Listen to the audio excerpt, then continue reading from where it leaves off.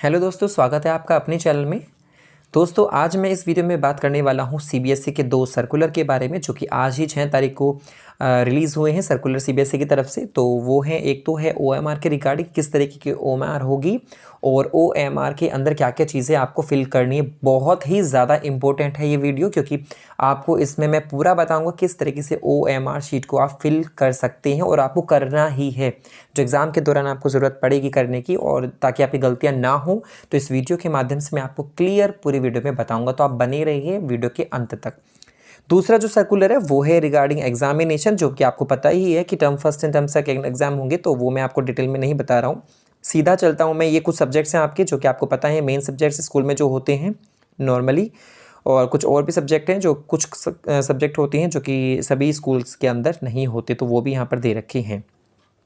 दूसरा अगर मैं बात करूं यहाँ पर कि जो इस पूरे जो इसमें सर्कुलर के अंदर दिया क्या है, तो ड्यूरेशन ऑफ एग्जामिनेशन आपको पता ही है, 90 मिनट का पेपर होगा, एमसीक्यू बेस्ड होगा। और जिसमें सेकंड पॉइंट में लिखा है, बी पॉइंट में, कि आपका जो एग्ज़ाम है 11:30 बजे स्टार्ट हो जाएगा, क्योंकि सर्दियां हैं तो इसलिए 10:30 की बजाय 11:30 से एग्ज़ाम को कराया जाएगा। और आपको रीडिंग के लिए आपको 20 मिनट एक्स्ट्रा दी जाएंगी, जो कि पहले 15 दी जाती थी, लेकिन अब आपको 20 मिनट स्टार्टिंग की दी जाएंगी। तो यानी 11:30 से आपका लिखने का काम स्टार्ट हो जाएगा, तो उससे पहले ही ये सारी चीज़ें आपकी हो जाएंगी, रीडिंग का टाइम आपको मिल जाएगा। फिर ये कुछ पीडब्ल्यूडी कैंडिडेट्स के लिए है।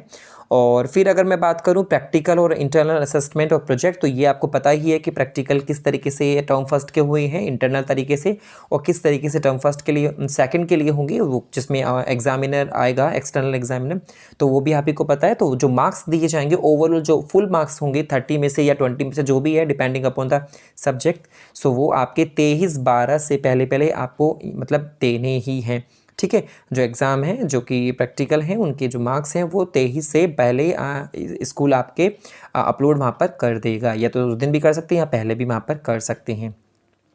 दूसरा अगर मैं बात करूँ यहाँ पर ये कुछ 4-5 पॉइंट लिखे हुए हैं यहाँ पर, तो ये पॉइंट आपके लिए नहीं, ये स्कूल के रिगार्डिंग, कि अगर कोई लेट करते हैं तो उसके लिए, अगर कोई marks are not upload on the school 23 से पहले पहले अगर अपलोड नहीं होते हैं, तो उसके लिए यहाँ पर दिया गया है। ठीक है, सो रिजल्ट में be declare without taking into consideration term first practical, यानी कि अगर आप मार्क्स अपलोड नहीं करोगे टर्म फर्स्ट के, तो क्या होगा कि जो रिजल्ट है वो बिना टर्म फर्स्ट के जो एग्ज़ाम के नंबर होंगे प्रैक्टिकल के, वो वहाँ पर नहीं होंगे, और यहाँ पर पेनल्टी भी दी है 50,000 की।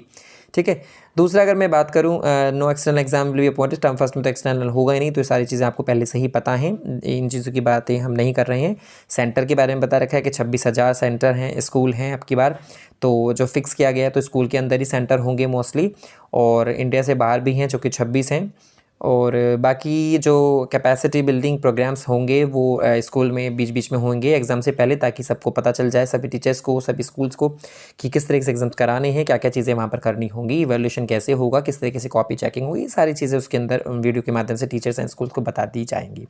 अपॉइंटमेंट ऑब्जर्वर का मतलब ये है कि हर स्कूल में एक ऑब्जर्वर तो आने ही वाला है, तो अगर लगभग 500 के करीब बच्चे होंगे, स्टूडेंट होंगे, तो एक ऑब्जर्वर आएगा। लेकिन अगर 500 से ज़्यादा एग्ज़ाम मतलब बच्चों का एग्ज़ाम है उस स्कूल के अंदर, तो 2 ऑब्जर्वर वहाँ पर होंगे। ठीक है, तो ये सारी रिस्पॉन्सिबिलिटीज़ में आप बच्चों का लेना देना कुछ नहीं है, ये तो सारा स्कूल का है, या कोऑर्डिनेटर का है, सिटी कोऑर्डिनेटर का है, तो वो सारा काम है, वही सिटी कोऑर्डिनेटर यहाँ पर ऑब्जर्वर को अपॉइंट करेगा, उनको जो भी पैसे देने हैं, जो भी है इसके लिए, वो सारा उनका होगा। हाँ, बात आती है requirement and supply of OMR. तो देखो, ओएमआर की जो बात करूँ मैं, क्योंकि सर्कुलर आज आ चुका है, कैसी ओएमआर है मैं आपको अभी बताऊँगा किस तरीके से फिल करनी है। CBSE will supply customize OMR online to the examination, ये ऑनलाइन तरीके से नहीं, और फिजिकली यहाँ पर कुछ नहीं आने वाला, सब कुछ चीज़ें ऑनलाइन ही सीबीएसई स्कूल को भेजेगा ओएमआर शीट, और उसका प्रिंट निकाल के वो आपको दे दी जाएंगी और वो आपको फिल करनी होगी।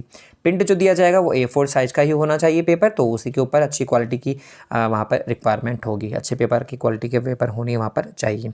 और for all the subjects OMR will be supplied by the CBSE, जितने भी सब्जेक्ट हैं सभी के लिए ओएमआर स्कूल के पास सीबीएसई ही ऑनलाइन भेजेगा। ठीक है, so school will be allowed to download the OMR, यानी स्कूल को अलाउड करना है, मतलब डाउनलोड कर लेना है ओएमआर शीट, चाहे 10th क्लास हो चाहे 12th क्लास हो, उसके लिए जल्दी वो आप वहाँ पर दे दी जाएगी। और एक पहले ही आपको एक प्रैक्टिस पर्पस के लिए एक ओएमआर दे दी गई है, जिसमें लिखा है हालांकि विल बी प्रोवाइडेड शॉर्टली, लेकिन वो आ चुकी है और वो मैं अभी आपको फिल करना बताऊँगा। अगर मैं बात करूँ इवैल्यूएशन की किस तरीके से कॉपी चेक होंगी, तो वो सारी चीज़ें evaluation will be done as per the instruction provided by the CBSE ने बोला है हाँ उसी दिन चेक होंगी जिस दिन वो पेपर होगा। और ये किस तरीके से चेक होंगी, क्या टीचर चेक करेगा या किस तरीके से स्कैनर होगा, हालांकि स्कैनर मुझे नहीं लगता स्कैनर होंगे, तो वहाँ पर ये सारी चीज़ें चेकिंग टीचर्स भी कर सकते हैं।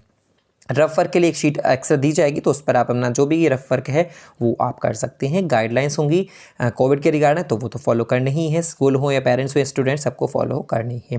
परमिटेड आइटम्स, तो permitted items regarding the examination आपको पता ही है सारी चीज़ें क्या क्या होती है, तो वही चीज़ें लेकर आनी, एक्स्ट्रा चीज़ें आपको चला नहीं सकती हैं। ठीक है, डिक्लेरेशन ऑफ रिजल्ट की बात करें तो रिजल्ट तो डिक्लेरेशन देखो आपको पता है जुलाई 5 को एक सर्कुलर आया था, उसमें बताया था कि term first and term second के दोनों के मार्क्स जोड़ने के बाद ही, दोनों को कंबाइन करने के बाद ही आपका फाइनल आपका रिजल्ट बनेगा, तो वो रिजल्ट तो आपका बाद में ही आने वाला है।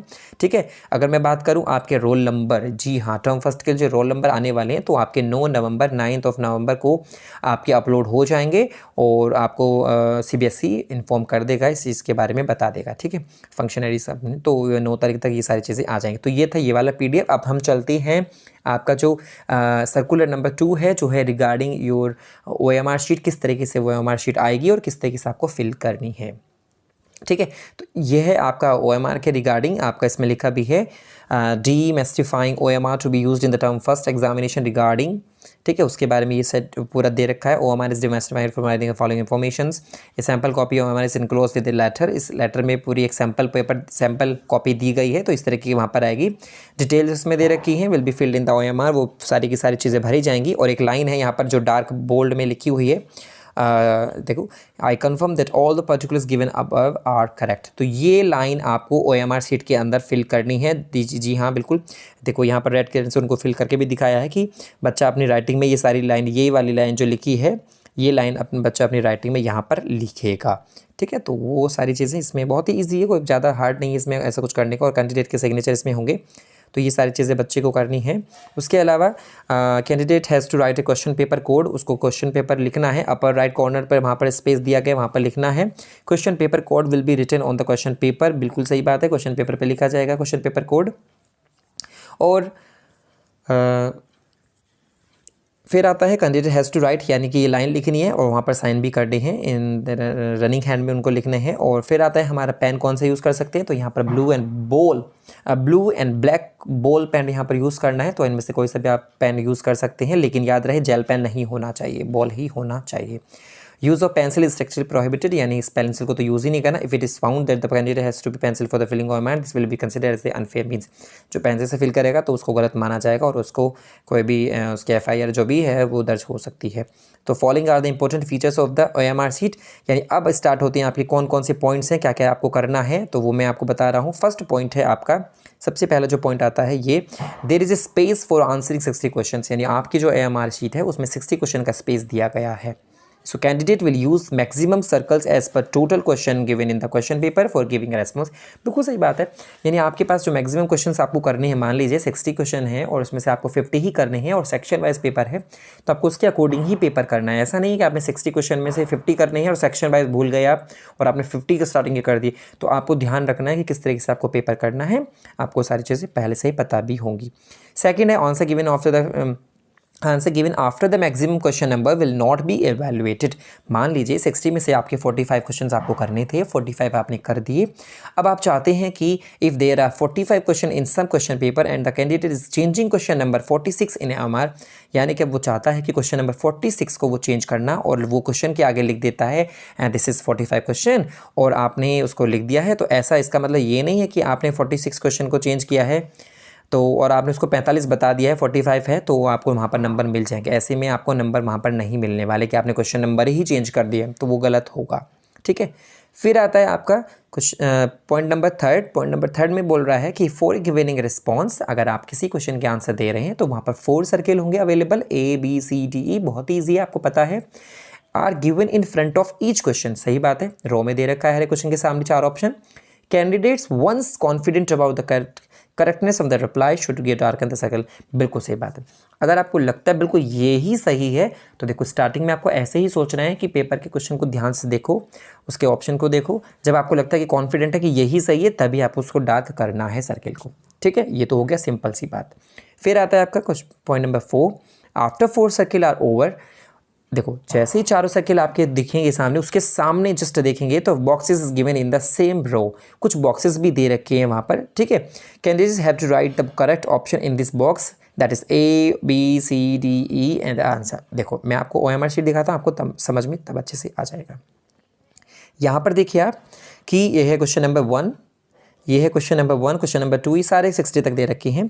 तो देखो उसके जो क्वेश्चन नंबर 1 के जो ऑप्शन है चारों दे रखे हैं A B C D, ठीक है। अब मान लीजिए आपका बच्चे का जो ऑप्शन है सही है B, उसने B को डार्कन कर दिया है। अब उस B को ये करने के बाद इतना ही काम आपका ख़त्म नहीं होता, आपको B लिखने के बाद आपको यहाँ पर एक बॉक्स है स्टार के नीचे, इस स्टार के नीचे एक बॉक्स बन रहे, सभी क्वेश्चन के सामने बॉक्सेस हैं, चाहे 1 से लेकर 60 तक देख लें आप, तो सभी के आपको ऑप्शंस वहाँ पर मिलने वाले हैं। तो ठीक है, तो यहाँ पर आपको क्या करना है कि आपके जो बॉक्सेस हैं, जैसे आपका आंसर फर्स्ट का है B, तो B को आप डार्क करेंगे। अब B को डार्क करने के बाद आपको यहाँ पर B भी लिखना है, बॉक्स फर्स्ट जो बॉक्स ब्लैंक है उसमें आपको B लिखना है।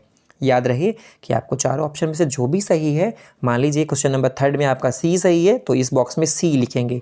याद रखें C लिखना ही है, अगर आप छोड़ देते हैं तो आपका इवैल्यूएशन नहीं होगा, यानी कि ये मैंडेटरी है। भले ही आपका सर्किल भले से फिल करना ही रह जाए, डार्कन रह जाए, लेकिन आपका बॉक्स अगर फिल नहीं होता, बॉक्स में अगर आप कुछ नहीं लिखते जो भी आपका आंसर है, तो आपको वो इवैल्यूएट नहीं होगा। CBSE ने साफ साफ बोल दिया है, क्योंकि अभी मैं इस पॉइंट्स को भी पढ़ने वाला हूँ, ठीक है। तो चलिए पॉइंट नंबर हमारा कौन सा था, पॉइंट नंबर हमारा 4th चल रहा था हमारा। पॉइंट नंबर 4 में क्या है कि आफ्टर 4 सर्किल्स आर ओवर, जैसे ही आपके चारों सर्किल ओवर हो जाएंगे, ठीक है, a box is given in the same row, उसी के सामने एक खाली बॉक्स दे रखा है, मैंने आपको दिखाया है, ठीक है। अब candidate have to write the correct option in the box. अब जो भी इन चारों में से जो भी उसका सही है A B C D E, तो जब मान लीजिए B सही है तो उस बॉक्स के अंदर B लिखना है, ये मैंडेटरी है, आपको खाली नहीं छोड़ना, जो भी आंसर है वो आपको लिखना ही है, ठीक है। चलिए अभी इतना तो समझ में आ गया है, आपको उस बॉक्स में लिखना है, आंसर आपका सही है जो भी, वही ऑप्शन आपको वहाँ पर लिखना भी है और डार्क भी करना है, यानी दोनों ही चीज़ें करनी है, कोई सी भी एक चीज़ नहीं, दोनों ही चीज़ें कंपलसरी हैं। फिर आता है क्वेश्चन नंबर मतलब point number 5, after the box again a circle is given. देखो आपको दिखाया था ना, उस बॉक्स के सामने एक और बॉक्स वहाँ पर दे रखा है, देखो बिल्कुल सही बात है। जैसे क्वेश्चन नंबर 1 जिसमें भी आप देखेंगे तो वहाँ पर क्या मिलेगा, मान लीजिए क्वेश्चन नंबर 20 है, 20 के सामने 4 ऑप्शन है, ये बॉक्स है, यहाँ पर आंसर लिखना भी है जो भी आपने डार्क किया है। उसके जस्ट सामने क्वेश्चन नंबर, ये जो बॉक्स है इस सर्कल के अंदर 20 लिखा हुआ है, यहाँ पर सेम हर एक क्वेश्चन के सामने एक बॉक्स, क्वेश्चन नंबर 4 है तो इसके सामने भी जस्ट सामने जाएंगे तो ये देखो यहाँ पर क्वेश्चन नंबर 6 है तो इसके सामने 6 है। तो हर एक box, vacant box, blank box के सामने एक जो सर्किल दिया है जिसमें नंबर भी लिखे हुए हैं, क्वेश्चन नंबर लिखे हुए हैं, तो उनको क्या करना है आप देखो। अगर मान लीजिए बच्चा बीच में जैसे आपको ऑप्शंस मिलेंगे, बीच में छोड़ेगा भी कि मुझे नहीं करना, मुझे अटैम्प्ट नहीं करना, तो ऐसे केस में क्या करे, तो वो इस बॉक्स के सामने जो हमारा क्वेश्चन नंबर लिखा है सर्किल के अंदर, उस सर्किल को उसको डार्कन करना है, ठीक है। तो पॉइंट नंबर 5 में यही बोल रहा है, after the box again circle, after the box again a circle is given ahead of box where in the question number is also written inside the circle। बिल्कुल सही बात है, उस सर्कल के अंदर क्वेश्चन नंबर भी लिखा है। This circle is to be darkened by the candidates if they have not attempt this question. अगर बच्चा क्वेश्चन छोड़ रहा है, मतलब उसको वो क्वेश्चन नहीं करना पूरा, मान लीजिए क्वेश्चन नंबर 10 नहीं करना है तो उसमें 4 ऑप्शन है, जब करना ही नहीं है तो फुल क्यों करेंगे। तो इस क्वेश्चन के जो 16 है या 10 क्वेश्चन नंबर है, उसके जस्ट सामने ही एक 10 नंबर का कॉलम, एक सर्किल होगा जिसमें 10 लिखा है, उसको 10 को फिल कर देना है। इसका मतलब ये है कि बच्चे ने वो फिल नहीं किया, यानी बच्चे ने ये क्वेश्चन छोड़ दिया है, यानी बच्चे ने क्वेश्चन को अटेम्प्ट नहीं किया है। तो बिल्कुल सही बात है, अगर आप कोई क्वेश्चन छोड़ रहे हैं तो उसमें आपको ये करना पड़ेगा, उस क्वेश्चन के नंबर को डार्कन कर देना है। अब आता है पॉइंट नंबर हमारा 6, जो पॉइंट नंबर 6 है, candidates are advise that the first of all they should mark the response by darkness है। सबसे पहले तो उसको अपनी जो भी सही ऑप्शंस हैं क्वेश्चंस के, वो अपने डार्क कर देने हैं चारों में से, ABCD में से। If fully satisfied then they should write is response in books. अब मान लीजिए बच्चे ने काला तो कर दिया है, यानी जो भी गोला भरना था चारों में से भर दिया है, तो पहले तो यही मान के चलते हैं कि बच्चे ने जो समझा है आंसर सही है वही फिल किया होगा। लेकिन कभी कभी ऐसा हो जाता है कि मतलब मान लीजिए उसको श्योर लग रहा है कि बाद में याद आता है ओह नहीं ये तो ये था, तो वो अब उसने तो फिल कर दिया है। तो ऐसे में क्या करना है, जो हमारा जो वैकेंट ब्लैंक वाला जो बॉक्स दिया गया है, मान लीजिए कोई बच्चे ने ABCD में से C कर दिया, लेकिन बाद में उसको याद आता है नहीं C नहीं, मेरा तो D सही है, तो अब वो क्या करेगा, वो D फिल करके उसको डी भी ब्लैंक डार्कर कर देना है, ABCD में से डी भी, भले से सी पहले हो गया है लेकिन डी को फिल करना है और डी को फिल करके उस बॉक्स में लिख देना है डी। तो इससे ये रहेगा कि आपने जो बॉक्स में लिखा है वो हमारा सही है, ठीक है। यानी मेन चीज़ है बॉक्स आपका सही होना चाहिए। सर्किल आपका एक गलत हो गया है, दूसरा सही रिप्लेस कर सकते हैं, लेकिन आपका क्या है, आपका वो सही होना चाहिए। तो पॉइंट नंबर 6 में क्या है, if fully satisfied then the should write this response in a box. यानी बच्चा अगर फुल्ली सेटिस्फाई है तो बॉक्स में जाके तभी लिखेगा। अब जो बॉक्स में लिख दिया और उसको काट के लिख रहे हैं तो वो गलत है, फिर चेक नहीं होगा। एक बार जो बॉक्स में लिख दिया वो फाइनलाइज है। Purpose of giving a box is only that if only candidate wish to change the response, the same be written in the box। बिल्कुल सही बात है। अगर बच्चा चाहता है कि मेरा ऑप्शन मुझसे गलत टिक हो गया है, बी गलत, मेरा सी सही था, बी पर टिक हो गया और वो सी पर चाहता है, तो वो सी को लिख देगा बॉक्स के अंदर, ठीक है। वो वहाँ पर सी को फिल भी करेगा वहाँ पर और वहाँ पर सी को लिख भी देगा। तो इससे बच्चे का ये याद रहेगा कि हाँ, बच्चे ने जो बॉक्स में लिखा है वही उसका सही माना जाएगा। तो कभी कभी हो जाता है ना बच्चे से कि फिल गलत हो गया है सर्किल, और तो वहाँ पर बॉक्स में कंपल्सरी, यानी कि मेन चीज़ है आपके बॉक्स सही होना चाहिए। अब नेक्स्ट पॉइंट पर चलते हैं, 7th, even if a candidate satisfy with the dark in the circle this response has to be written in the box. मतलब वो सेटिस्फाई भी है अपने आंसर से तो वो तो बॉक्स में लिखना ही है। Candidates have to reply both in a circle and the box. यानी कैंडिडेट को कंपलसरी है कि बॉक्स में भी करना है रिप्लाई एंड सर्किल में भी रिप्लाई करना है। सर्किल को फिल करना है, बॉक्स में उसको लिखना है ऑप्शन को। Reply written in the box will be treated as a final. यानी जो बॉक्स में लिखा है वही उसका फाइनल माना जाएगा, ठीक है। फिर आता है 9th point, if the box is empty. अगर बॉक्स आपका खाली रह गया है और आपने सर्किल को आपने डार्क कर दिया ABCD में से कोई सा भी जो भी है, it will be consider as the question has not be attempted by the candidate. ऐसे केस में मान लीजिए सर्किल तो कर दिया है और बॉक्स को खाली छोड़ दिया, बॉक्स में लिखा ही नहीं ABCD, तो आपका वो माना जाएगा आपका, यानी कि आपने अटैम्प्ट ही नहीं किया। तो याद रहे दोनों चीज़ें आपको करनी है। If the response is given in the box and the circle is left blank, यानी कि आपने सर्किल तो फिल ही नहीं किया, ABCD कुछ भी नहीं किया, लेकिन बॉक्स में आपने आंसर लिख दिया है, ये सी है आपका सही या बी है जो भी है, तो इसको आपका आंसर को अटैम्प्ट माना जाएगा। इसका मतलब क्या है, आपने बॉक्स में तो लिख दिया है लेकिन सर्किल एक भी नहीं किया ABCD में से, तो आपका ये आंसर तब भी मान लिया जाएगा क्योंकि आपने ब्लैंक बॉक्स जो खाली दिया है उसमें लिखा है। लेकिन अगर ब्लैंक बॉक्स में नहीं लिखा, सर्किल आपने कर दिया, तो आपका वो माना जाएगा कि अटैम्प्ट नहीं किया। तो याद रखिए बॉक्स आपको कंपलसरी है, यानी दोनों ही चीज़ें कंपलसरी हैं लेकिन बॉक्स और भी ज़्यादा कंपलसरी है, ठीक है। फिर आता है हमारा point number 10, if the response is given in the box and the circle is left blank. हाँ, ये तो मैंने बता दिया है। It will be consider the question has been attempted, ये तो मैंने बताया आपको।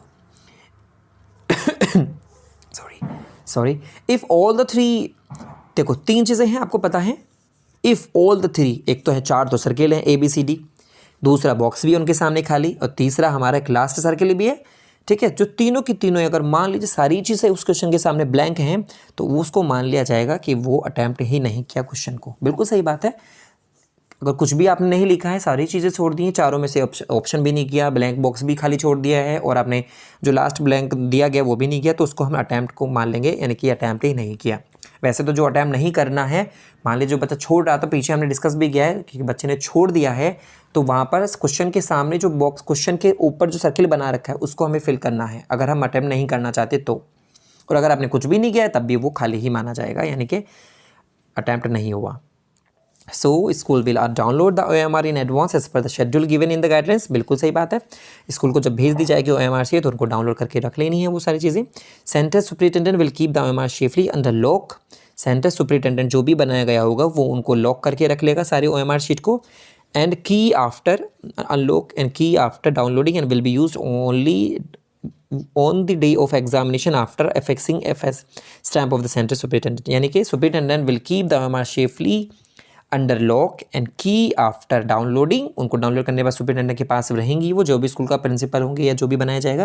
And will be use only on the same day of the examination. जिस दिन एग्जाम होगा उस दिन वो खोली जाएंगी, उससे पहले कोई नहीं खोल सकता, ठीक है। Schools are requested that based on the information provided by the CBSE practice session में बी ऑर्गेनाइज्ड। यानी बिल्कुल सही बात है। वैसे तो प्रैक्टिस सेशन आपका ये हो चुका है लेकिन फिर भी आपको करा दिया जाए एक बार ये स्कूल के अंदर। तो स्कूल को रिक्वेस्ट किया गया कि आप अपनी प्लीज़ ये OMR शीट निकालिए, अपने बच्चों को कराएं स्कूल के अंदर ताकि उनकी प्रैक्टिस पहले से ही हो जाए। तो ये था ओवरऑल आपका सारी चीज़ें। लेकिन एक बार मैं आपको OMR शीट भी दिखा देता हूँ कैसी है वो। ये है OMR शीट। सब क्या क्या चीज़ें हैं, सबसे पहले रोल नंबर आपको मिलने वाला है, 9 तारीख में आपको मिल जाएंगे। दूसरा है हमारा वर्ड्स में लिखा हुआ है 1 करोड़ 26 लाख, इस तरीके से आपको लिखना है अपना रोल नंबर। और फिर डेट है और परीक्षा का दिन और एवं तिथि यानी date and day of examination. तो इस तरीके से लिखना है, पहले डे लिखेंगे देन डेट लिखेंगे, सेंटर नंबर एंड नेम वो आपके एडमिट कार्ड में सारी चीज़ें होती हैं आपको लिख देना है, सब्जेक्ट कोड एंड नेम वो भी आपके पेपर में एडमिट कार्ड में लिखा होता है, वैसे तो बच्चों को वैसे भी पता होता है, ये लिखना है। सारी चीज़ें कैपिटल में ही लिखनी है, कोई भी स्मॉल में नहीं लिखेगा, कैपिटल में लिखते हैं तो ज़्यादा अच्छा रहता है और सारी चीज़ें इन्फॉर्मेशन सब रीडेबल होती हैं। एंड फिर हमारा पिता का नाम यानी candidate name, father's name, school name, code, ये सारी चीज़ें आपके एडमिट कार्ड में होती हैं, आपको फिल कर लेना है। इधर आपका हमारा एक चीज़ और भी लिखनी है, यहाँ पर ये जो है बॉक्स इसमें, तो क्वेश्चन पेपर कोड जो क्वेश्चन पेपर के ऊपर लिखा होता है वो यहाँ पर आपको लिख देना है। और हमारे शीट में अंदर कौन सा कोड है, ये आपके गलत तरीके हैं, इस तरीके से फिल नहीं करते कभी भी OMR शीट। OMR शीट को फिल करने का सही तरीका यही होता है कि ऑप्शंस को पूरा कंप्लीटली डार्कन किया जाए सर्किल को, ठीक है। फिर आते हैं हमारे, ये है OMR शीट के कुछ क्वेश्चंस जो कि 1 से लेकर 60 तक आपके यहाँ से लेकर यहाँ तक 60 तक दे रखे हैं। तो आपको ध्यान से रखना है, 4 है, इनमें से कोई एक करना है जो भी आपका सही है, और जो सही है उस बॉक्स में लिखना है। और मान लीजिए आपको कुछ भी नहीं करना, सारा छोड़ दिया, आपको करना ही नहीं, अटैम्प्ट ही नहीं करना चाहते, तो उस क्वेश्चन के सामने जो क्वेश्चन नंबर के सर्किल किया गया उसको आपको डार्कन कर देना है। अगर नहीं भी करते तो वो ब्लैंक मान लिया जाएगा, खाली यानी अटैम्प्ट नहीं किया, ठीक है। और मान लीजिए अगर आपको, मान लीजिए मैं आपको दिखा देता हूँ, मान लीजिए क्वेश्चन नंबर 8 है, क्वेश्चन नंबर 8 में आपका जो आंसर है सी को आपने फिल कर दिया, ठीक, तो यहाँ पर आपको सी लिखना है, ठीक है। दूसरा एक तो तरीका ये है, बिल्कुल सही हो गया, लेकिन अभी कभी कभी बच्चा क्या करता है, मेरा सही तो बी आंसर है, मैंने तो बी फिल पहले ही कर दिया, अब मुझे लग रहा है कि अब क्या करूँ, मैं सामने बॉक्स में क्या लिखूँ, बी लिखूँ या सी लिखूँ, क्योंकि आपने पहले तो बी टिक कर दिया लेकिन आंसर आपको याद है कि नहीं सर आंसर तो मेरा सी सही है। तो मैं क्या करूँगा, उसको जो भी बॉक्स में लिखूँगा वो फाइनलाइज माना जाएगा, तो बॉक्स में आपको सी लिख देना है। यहाँ पर आपका बी था भले सही, कोई बात नहीं, आपको यहाँ पर सी भी फिल कर देना है, ठीक है। इसको भी कर दो, भले से 2 गोले हमारे यहाँ पर हो गए, लेकिन ऐसा नहीं है कि आप बार बार चेंज करते रहेंगे, लेकिन फाइनल हमारा यही माना जाएगा। जो इसके अंदर मिलेगा वो भी काट के स्ट्राइक ऑफ करके कोई नहीं लिखे, काट के कोई नहीं लिखेगा, सिर्फ आपको यहाँ पर वो लिख देना है, ठीक है।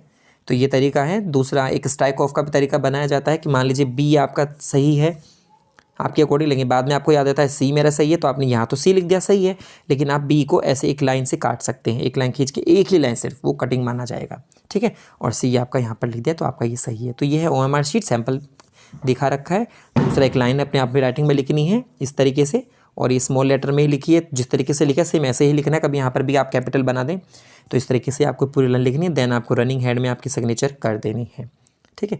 तो ये फिल आपका हो जाएगा। बाकी टोटल करेक्ट आंसर, ये सारी चीज़ें तो टीचर्स की, हम लोगों की हैं, टोटल करेक्ट आंसर्स ये सारी चीज़ें बाद में की, आप में इसमें कुछ काम नहीं है। तो आई होप कि इस वीडियो के माध्यम से आपको सारी चीज़ें क्लियर हैं कि किस तरीके से OMR शीट फिल करनी है और आपकी सारे डाउट्स क्लियर होंगी। So thank you so much.